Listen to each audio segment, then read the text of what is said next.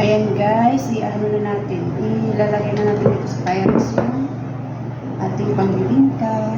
Huwag na kaya ito itakal, parang mas nakakaano lang ito. Bubuhos ko na po. Like this.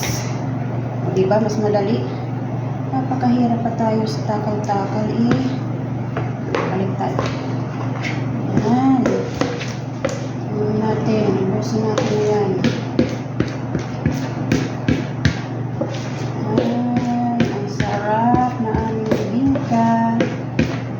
Nakita ko lang po siya guys sa Facebook, tapos sabi ko gagayahin ko siya kasi mukhang ang sarap-sarap. Ayan.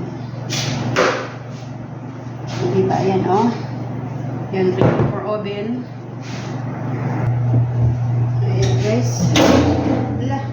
Malapit na masunog ah. Ay, sus. Ayan. Muntik na masunog yung cheese. Yung ating first batch. Sige, isasalang natin itong second batch. Second batch. Maliit lang kasi ang maliit lang ang oven ko, kaya hindi ko sila pwedeng pagsakayin. Ayan. Diba? Sarado natin.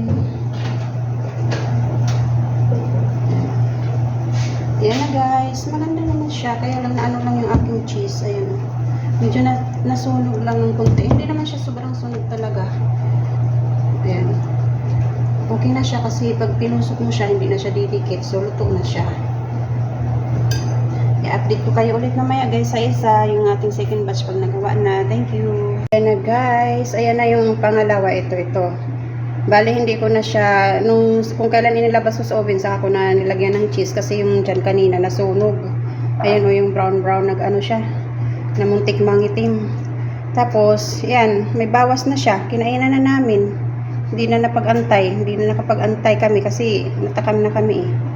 Ayan siya guys. So, ang aming Royal Bibingka. Masarap siya guys. Try nyo rin.